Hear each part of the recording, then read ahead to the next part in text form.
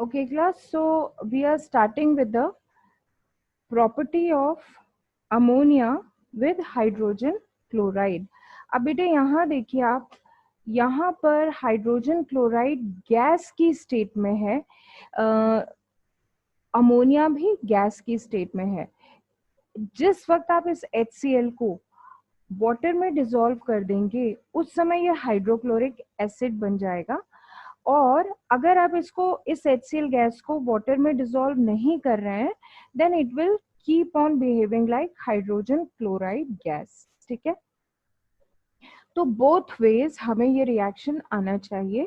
when ammonia is treated with ammonia gas is treated with hydrogen chloride gas, they will simply react and they will form ammonium chloride, and this ammonium chloride is basically a white solid. ठीक है, तो क्या होगा, देखो एक basic gas, ammonia is a basic gas, HCl कैसी gas है, acidic gas, और ये दोनों जब रिएक्ट करेंगी they will produce a white solid which is actually a salt.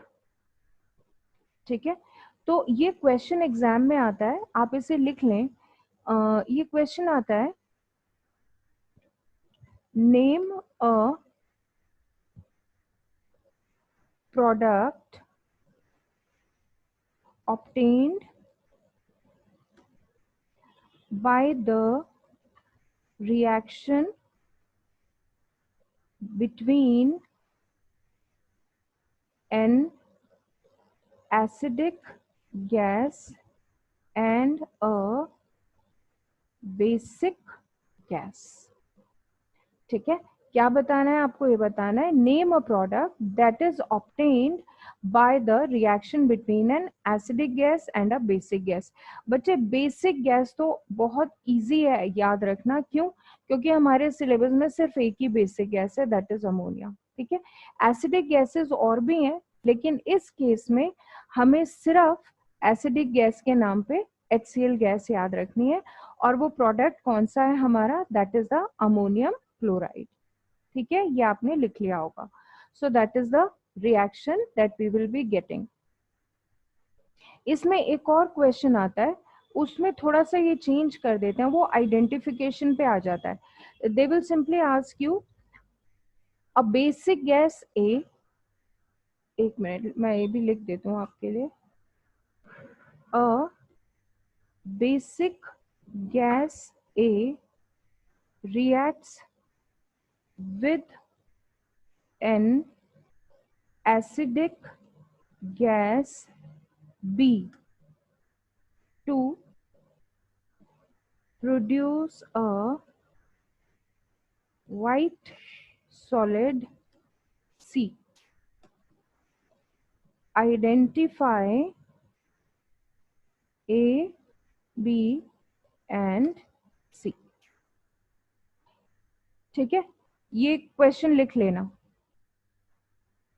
ये इस एक पर्टिकुलर रिएक्शन के ऊपर, reaction with acid, sorry reaction with ammonia with hydrogen chloride gas, ये दो तरीके के आपके यहाँ पे क्वेश्चन बनते हैं. ठीक है, ओके. अब आते हैं इसके नेक्स्ट पार्ट के ऊपर विच इज योर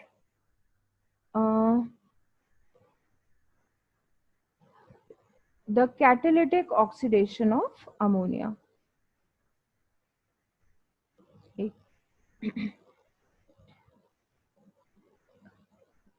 Here, बेटे जो कैटालिटिक ऑक्सीडेशन ऑफ अमोनिया है इसको आप इम्पोर्टेंट मार्क कर लो, क्योंकि कैटालिटिक ऑक्सीडेशन ऑफ अमोनिया के ऊपर इतने क्वेश्चंस आते हैं और वैरायटी ऑफ क्वेश्चंस आते हैं कि अगर आपने इस पर्टिकुलर टॉपिक को अच्छे से रेडी नहीं किया तो आप कई जगह के ऊपर मार्क्स लूज करेंगे. अब चलो इसको स्टार्ट करते हैं. कैटालिटिक ऑक्सीडेशन ऑफ अमोनिया, बच्चे इसका मतलब देखो, तीन वर्ड्स हैं, कैटालिटिक, ऑक्सीडेशन और ऑफ कोर्स अमोनिया. ठीक है,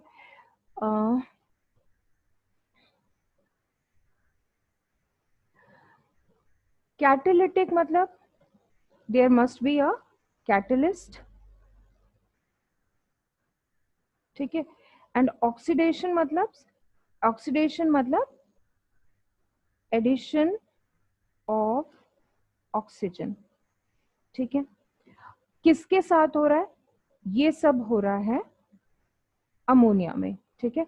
तो बेसिकली हम क्या कर रहे हैं, हम अमोनिया में एडिशन ऑफ ऑक्सीजन कर रहे हैं। कब?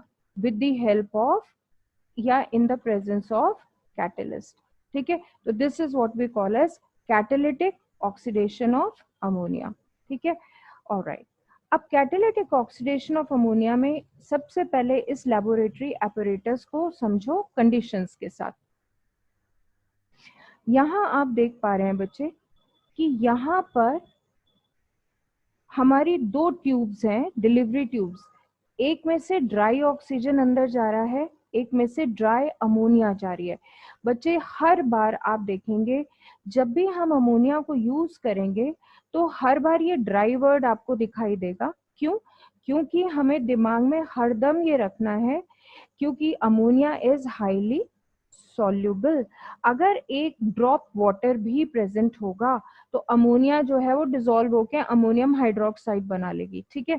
तो इस वजह से हर बार जो हम अमोनिया यूज करेंगे that has got to be dry in nature, ठीक है। सो ड्राई अमोनिया जाएगी एक तरफ से ड्राई ऑक्सीजन आएगी, क्योंकि हम क्या कर रहे हैं, ऑक्सीडेशन कर रहे हैं, ठीक है। कहाँ गए? ये हमारा एक ट्यूब है जिसके अंदर हमने कैटलिस्ट, देखो ये जो है ये कैटलिस्ट है। कौन सा कैटलिस्ट हम यूज कर रहे हैं? प्लैटिनम, ठीक है। तो यहाँ हमने प्लैटिनम को अरेंज किया हुआ है और हीट कर रहे हैं हम इसको। टेम्परेचर्स जो हम यहाँ पे यूज कर रहे हैं वो टेम्परेचर्स हैं हमारे 800 डिग्री सी। जो कैटलिस्ट है that is platinum, so platinum और 800 डिग्री सी। ऑलराइट, अब हमने क्या किया, इसको हमने यहाँ से हीट करना स्टार्ट किया। इसको हमें कब तक हीट करना है? दो पॉइंट्स हैं जो हमें याद रखना है। ये क्योंकि हाईली एक्सोथर्मिक रिएक्शन है, ठीक है। क्योंकि हाईली एक्सोथर्मिक है तो क्या होगा, थोड़े टाइम के बाद ये जो प्लैटिनम आपको दिख रहा है, ये प्लैटिनम इतना हॉट हो जाएगा कि ये रेड कलर का ग्लो करने लग जाएगा, ठीक है। जैसे ही प्लैटिनम आपका ग्लो करने लगे, ग्लो करने का मतलब ये है कि अब हम जो एक्सटर्नल हीटिंग है उसको हम स्टॉप कर सकते हैं। क्यों स्टॉप कर सकते हैं? क्योंकि इसका मतलब ये है कि इसमें रिएक्शन स्टार्ट हो चुका है। रिएक्शन स्टार्ट होने का मतलब क्या है कि रिएक्शन जो है वो एक्सोथर्मिक है, इसलिए हमको एक्सटर्नल हीटिंग की फर्दर रिक्वायरमेंट नहीं है। यानी ये रिएक्शन अपनी खुद की ही इतनी हीट प्रोड्यूस करेगा कि उसी हीट से हमारा रिएक्शन जो है वो कंटिन्यूड रहेगा, उसमें हमें फर्दर हीटिंग करने की जरूरत नहीं पड़ेगी, ठीक है। तो अब देखो क्या हुआ, अमोनिया आई, ऑक्सीजन आया, हमने हीट करना स्टार्ट किया। हीटिंग होने की वजह से रिएक्शन स्टार्ट हो गया। जब रिएक्शन स्टार्ट हो गया, रिएक्शन एक्सोथर्मिक था, यानी रिएक्शन ने अपनी खुद की large amount of heat produce करना शुरू कर दिया। साइमल्टेनियसली हमें कैसे पता कि रिएक्शन स्टार्ट हो चुका है? कि हमारा जो ये कैटलिस्ट था प्लैटिनम, वो इतना हीट अप हो गया that it started to glow. This was the time when we can suspend the external heating. ये वो टाइम है जिसपे हम बाहरी हीटिंग को बंद कर सकते हैं, ठीक। अब क्या होगा, जो गैस प्रोड्यूस होगी, which gas will that be? That will be nitric oxide. Here it is, nitric oxide will be produced. ये रही NO, नाइट्रिक ऑक्साइड प्रोड्यूस होगी और नाइट्रिक ऑक्साइड यहाँ पे कलेक्ट होना शुरू हो जाएगा, ठीक है। लेकिन बच्चे यहाँ पे प्रॉब्लम क्या हो रही है, आपको एक चीज याद रखनी है, let me right it for you, that nitric oxide, ये NO जो लिखा है, दिस इज नाइट्रिक ऑक्साइड। ये नाइट्रिक ऑक्साइड जो है इज कलरलेस, ठीक है, तो एक्चुअली ये जो हमारा बीकर है जिसमें हम गैस कलेक्ट कर रहे हैं रिएक्शन के बाद, इस बीकर में हमें कोई कलर नजर नहीं आना चाहिए। क्यों नहीं नजर आना चाहिए? क्योंकि नाइट्रिक ऑक्साइड तो कलरलेस है, ठीक है। लेकिन उसके बावजूद हमें इस बीकर के अंदर क्या नजर आता है? यहाँ हमें नजर आता है रेडिश ब्राउन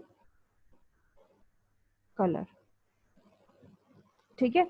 ये भी आपका एक क्वेश्चन बनता है एग्जाम्स में, वाई रेडिश ब्राउन कलर। ये मैं अभी एक्सप्लेन करती हूँ, लेट मी राइट वाई। ठीक है, तो हमने देखा कि मेन प्रोडक्ट तो है यहाँ पर आपका नाइट्रिक ऑक्साइड गैस, लेकिन नाइट्रिक ऑक्साइड गैस की जो कि हमारी कैसी है, कलरलेस है। लेकिन उसके बावजूद, ये कलरलेस होने के बावजूद हमें यहाँ दिखाई क्या दे रहा है बीकर के अंदर? यहाँ हमको दिखाई दे रहा है रेडिश ब्राउन कलर। क्यों? क्योंकि बच्चे हम यहाँ देख रहे हैं कि ये जो हम कर रहे हैं दिस इज ऑक्सीडेशन प्रोसेस, यानी यहाँ पर इतना अमाउंट ऑफ ऑक्सीजन हमें पीछे से मिल रहा है कि इस ऑक्सीजन ने, ये जो हमारी नाइट्रिक ऑक्साइड बनी थी, इसे भी उठाकर इस ऑक्सीजन ने क्या कर दिया? ऑक्सीडाइज कर दिया। तो अल्टीमेटली हमारा जो मेन प्रोडक्ट बनना चाहिए था, वो कौन सा बनना चाहिए था? वो ये वाला बनना चाहिए था। लेकिन क्योंकि हमारे पास इतनी सफिशिएंटली लार्ज अमाउंट में पीछे से ऑक्सीजन आ रही थी, इस ऑक्सीजन ने इस नाइट्रिक ऑक्साइड को फर्दर मोर ऑक्सीडाइज कर दिया और हमें दी नाइट्रोजन डाइऑक्साइड। तो मेन गैस जो हमें यहाँ पे मिलेगी, that will not be nitric oxide but nitrogen dioxide. Nitrogen dioxide का आप सब बच्चों को कलर याद होगा, हम लोगों ने 9th में इसके ऊपर प्रैक्टिकल्स किए थे नाइट्रोजन डाइऑक्साइड के ऊपर, which was reddish brown in colour. तो इस वजह से हमें इस बीकर के अंदर रेडिश ब्राउन कलर के फ्यूम्स दिखाई देते हैं, ना कि तो कलरलेस फ्यूम्स। ठीक है, तो ये बेटा आप लोगों को याद करना है। अब इसके रिएक्शंस को देख लेते हैं, let me clear it all. अब देखो, here it is, ammonia plus oxygen. लिखना कैसे रिएक्शन को, ये देखो, ammonia plus oxygen in the presence of platinum. Platinum क्या था? हमारा कैटलिस्ट था। टेम्परेचर थे 800 degree C, gives us water, nitric oxide and a large amount of heat. Exothermic है ना रिएक्शन। अब ये नाइट्रिक ऑक्साइड मेन प्रोडक्ट नहीं बनेगा, नाइट्रिक ऑक्साइड फर्दर दोबारा से ऑक्सीडाइज हो जाएगा and we will obtain nitrogen dioxide which is a brown और अ रेडिश ब्राउन। दोनों नाम इसके लिए बेटा एक्सेप्टेबल हैं इस कलर के लिए। आप चाहें तो ब्राउन गैस लिख सकते हैं, वो भी सही है, चाहे तो रेडिश ब्राउन लिख सकते हैं। इस गैस के लिए ये दोनों कलर्स एक्सेप्टेबल हैं। अब यहाँ एक बड़ी इंपॉर्टेंट बात समझ लो बच्चे, जिस समय आप कलर मेंशन करते हो किसी भी चीज का केमिस्ट्री में, तो आपको एक चीज बताना बहुत जरूरी है वहां पे, वो ये है कि ये कलर है किस चीज का। देखो जैसे यहाँ मैंने लिखा गैस, तो अगर आप एग्जाम में खाली रेडिश ब्राउन ऑब्टेन्ड या रेडिश ब्राउन कलर ऑब्टेन्ड ऐसा लिख के आते हो, मान लो क्वेश्चन आता है आपके ऊपर ऑब्जर्वेशन के ऊपर, इस पर ऑब्जर्वेशन बेस्ड क्वेश्चन भी आपका बन सकता है। क्या ऑब्जर्वेशन बेस्ड क्वेश्चन बनेगा? ऑब्जर्वेशन बेस्ड क्वेश्चन, इसके ऊपर ऑब्जर्वेशन बेस्ड क्वेश्चन आपका ये बनेगा, what will you observe when ammonia is oxidized in the presence of platinum। ठीक है, क्या क्वेश्चन बना? What will you observe when ammonia is oxidised in the presence of platinum. अगर आप आंसर में लिखते हो reddish reddish brown colour is observed.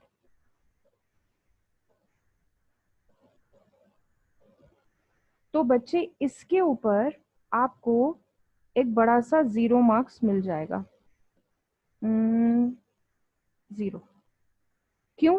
क्योंकि आपने लिखा रेडिश ब्राउन कलर। आपने ये नहीं बताया कि ये रेडिश ब्राउन कलर किस चीज का था। क्या ये रेडिश ब्राउन पीपीटी था, या ये रेडिश ब्राउन कलर फ्यूम्स थे, या ये रेडिश ब्राउन किसी तरीके का सॉल्यूशन था।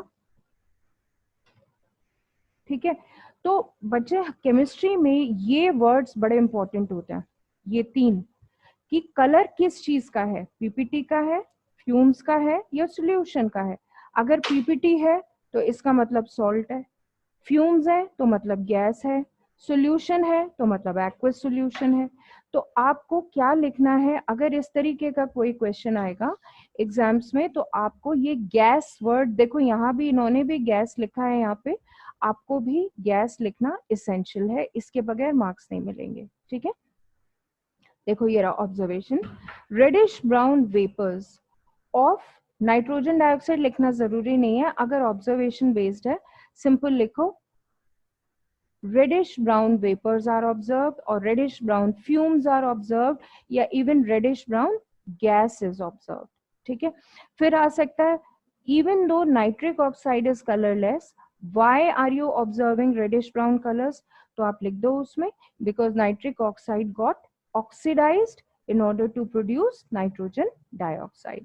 ठीक है, तो इसके ऊपर आपके why वाले क्वेश्चंस भी बन रहे हैं। देखो यहाँ मैंने लिखा हुआ है why, एक तो y ये रहा, एक y ये रहा, दोनों पर y बन रहा है आपका।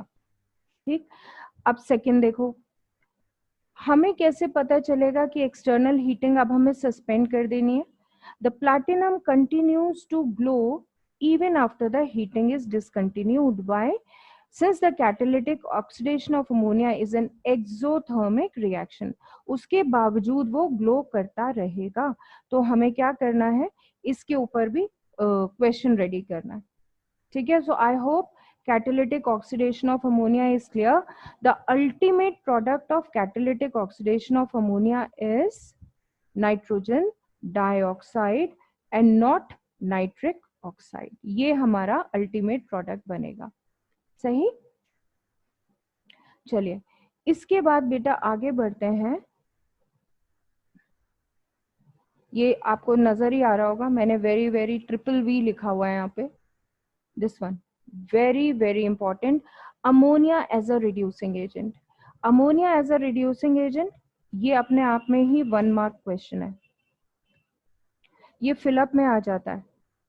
ammonia is a dash agent, reducing या oxidizing वो सिलेक्ट करना है, so it's a reducing agent।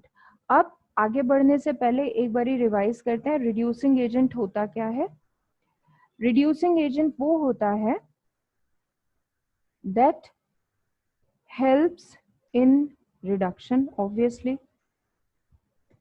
ठीक है, कैसे, इन टर्म्स ऑफ हाइड्रोजन कैसे हेल्प करेगा, it will help in the addition of, adding up of hydrogen, है ना, जो हाइड्रोजन को हेल्प करने, ऐड होने में हेल्प करे, वो आपका रिड्यूसिंग एजेंट। ठीक है, अब चलो इसको देखते हैं करके कि ये कैसे हेल्प कर रहा है। बच्चे यहां पर ये जो 2 रिएक्शंस हैं आपके 1 and 2, ये A वाला,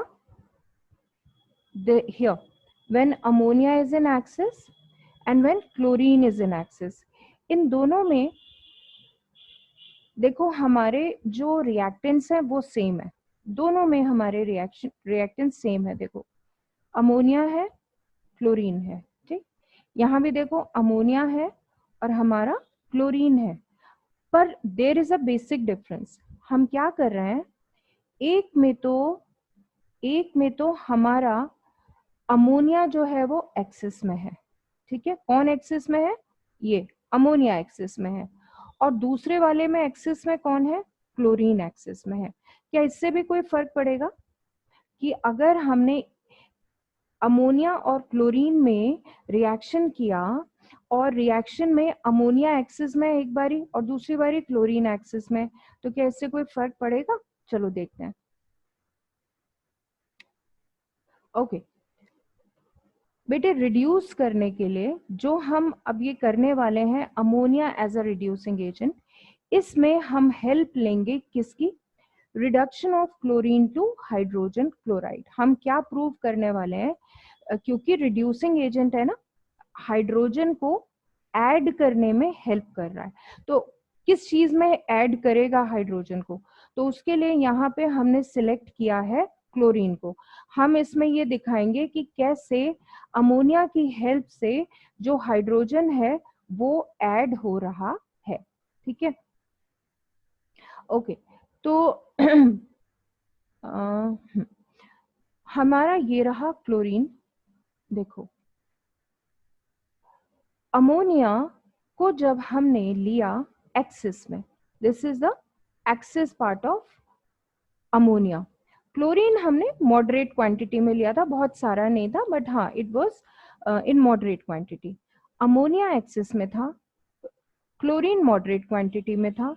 जब रिएक्शन हुआ तो क्या हुआ, इस क्लोरीन में अमोनिया में से हाइड्रोजन ऐड हो गया, तो हमारे पास बचा क्या, देखो नाइट्रोजन अकेला रह गया, और जो अमोनिया का हाइड्रोजन था वो क्लोरीन में ऐड हो गया, तो हमारे पास HCl आ गया, तो we got N2 plus HCl। ठीक है, अभी रिएक्शन यहाँ स्टॉप नहीं हुआ। क्यों स्टॉप नहीं हुआ बच्चे, क्योंकि हमारे पास इतना एक्सेस में अमोनिया था कि वो अमोनिया सारा का सारा क्लोरीन को HCl में कन्वर्ट करने में यूज हुआ ही नहीं। ठीक है, तो हमारे पास HCl था और अभी भी हमारे पास अमोनिया बचा हुआ था, राइट। हमें मालूम है अमोनिया और HCl फिर रिएक्ट करेंगे। देखो हमने यहाँ पे ये पढ़ा था ना पीछे, हम ये रिएक्शन पढ़ते हुए आए थे इसका, हियर अमोनिया प्लस HCl, ये वाला अभी हमने किया था, ammonia plus HCl gives you ammonium chloride, a white solid. ठीक है, तो यही रिएक्शन, क्योंकि हमारे पास HCl प्रिपेयर हो गया यहाँ पे और एक्सेस ऑफ अमोनिया अभी भी बचा हुआ था हमारे पास, ये रहा, तो यहाँ पे क्या हुआ, ये HCl इस अमोनिया से फिर से रिएक्ट कर गया और इसने एक और नया प्रोडक्ट बना दिया, अमोनियम क्लोराइड। ठीक है, तो फाइनल रिजल्ट जो हमारे पास आया इन दोनों रिएक्शंस का, वो हमारे पास आया ammonia plus chlorine gives you, ये वाला नाइट्रोजन तो देखो अनरिएक्टेड रह गया था, खाली HCl नहीं रिएक्ट किया था ना अमोनिया से, नाइट्रोजन तो एज इट इज रह गया, तो ये नाइट्रोजन एज इट इज आ गया और ये आ गया अमोनियम क्लोराइड। तो अब ये आपके ऊपर है बेटे, आपकी मर्जी है, आप इस रिएक्शन को 1 2 3 तीनों को एक साथ याद करना चाहते हो एक साथ कर लो, ठीक, लेकिन एग्जाम में आप तीनों लिख के आओगे फिर 1 2 एंड 3। लेकिन अगर आपका मन नहीं है तीनों को याद करने का, या आपको लग रहा है ये तो ज्यादा ही हो रहा है कुछ, तो भी कोई no problem. In that case what you can do is, आप खाली जो इसका फाइनल वाला जो रिएक्शन है ये वाला, this is your final reaction, this one, ये जो नीचे वाला है, आप सिर्फ इसको याद कर लो तो भी चलेगा। ठीक है, either ways you can do whatever, either you can learn all the three, ये वाले 1 2 and 3, ये तीनों के तीनों या तो याद कर लो या फिर आप याद करो सिर्फ एक, विच इज दिस वन, ये वाला। ठीक है, अच्छा इस रिएक्शन को जब आप याद करो बेटे, इसको बैलेंसिंग के साथ याद करना। बैलेंसिंग मैं इसलिए कह रही हूँ क्योंकि इसकी बैलेंसिंग थोड़ी टफ है, तो जिन बच्चों को बैलेंसिंग बहुत अच्छे से आती है वो तो इसको वहां पे भी जाके कर सकते हो बैलेंस एग्जाम में, लेकिन अगर जिनको लग रहा है कि बैलेंसिंग में थोड़े कच्चे हैं तो बेटा आप लोग इसको विद बैलेंसिंग याद कर लेना, 8 ammonia plus 3 chlorine is giving you nitrogen plus 6 ammonium chloride. Alright, इतना I hope it is clear. इसमें एक चीज और बेटे आपको याद रखनी है, इसी सेम रिएक्शन में, ये मैंने लिखा हुआ है यहाँ पे आपके लिए, nitrogen is a neutral gas, इसको लिख लो। Name a gas and its nature which is obtained when ammonia is treated in axis with chlorine. This is your neutral gas. जो नाइट्रोजन आपको मिलेगा that is going to be a neutral gas. इसके ऊपर भी 1 mark question आ जाता है इस वाले पॉइंट के ऊपर। दिस इज फॉर नाइट्रोजन, ये नाइट्रोजन के लिए है। Okay, so that is it. अब आ जाओ इसके ऑब्जर्वेशंस के ऊपर। ऑब्जर्वेशन क्या है? अगेन ऑब्जर्वेशन पे आपका क्वेश्चन बनता है, ऑब्जर्वेशन पे क्वेश्चंस आ जाते हैं, so please learn the observation. इस पे भी आपका क्वेश्चन बन रहा है।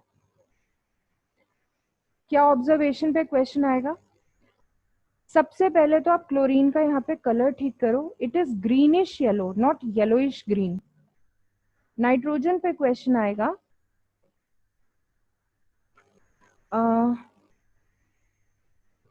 Name the gas obtained by the reaction between, name the gas obtained by the reaction between axis of ammonia and chlorine.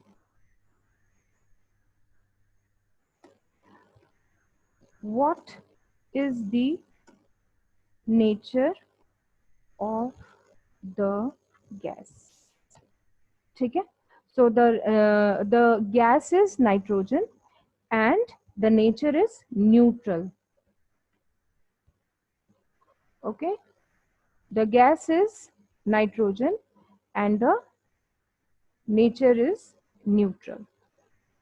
ठीक है, चलो अब ऑब्जर्वेशन पे आ जाओ। सबसे पहले बच्चे ऑब्जर्वेशन की ये कलर ठीक करो, येलोइश ग्रीन नहीं है, ग्रीनिश येलो है। क्लोरीन का colour is greenish yellow, it is not yellowish green. The greenish yellow colour of chlorine disappears. अच्छा, कोई मुझे बताएगा yellowish greenish yellow colour disappear क्यों हो जाता है क्लोरीन का? ये बोल रहे हैं कि जैसे ही रिएक्शन स्टार्ट होगा तो रिएक्शन के स्टार्ट होते ही जो क्लोरीन का ये ग्रीनिश येलो कलर है ये डिसअपियर हो जाता है। क्यों? कॉमन सेंस है बच्चे। देखो, अमोनिया कलरलेस गैस होती है, क्लोरीन कलर्ड गैस है। कैसा कलर है? Greenish yellow. जैसे ही रिएक्शन होना स्टार्ट होगा तो क्लोरीन ऑब्वियसली रिएक्ट करेगी, तो अपनी केमिकल फिजिकल दोनों प्रॉपर्टीज इसकी बदलनी शुरू हो जाएंगी, तो इसका कलर विल स्टार्ट डिसअपियरिंग। और अमोनियम क्लोराइड क्योंकि फॉर्म हो रहा है, और अमोनियम क्लोराइड का कलर क्या होता है? व्हाइट होता है, ये लिखा है ना, white fumes of ammonium chloride are form. ठीक है, तो क्योंकि ग्रीनिश कलर डिसअपियर कर रहा है, ग्रीनिश येलो, ये इस बात का इंडिकेटर है कि अब रिएक्शन स्टार्ट हो चुका है और नया product which is white in color is being formed. So I hope ये आपको क्लियर होगा आज का। ये हम आज करेंगे और जो नेक्स्ट पार्ट है ये हम नेक्स्ट क्लास में ले लेंगे। ओके।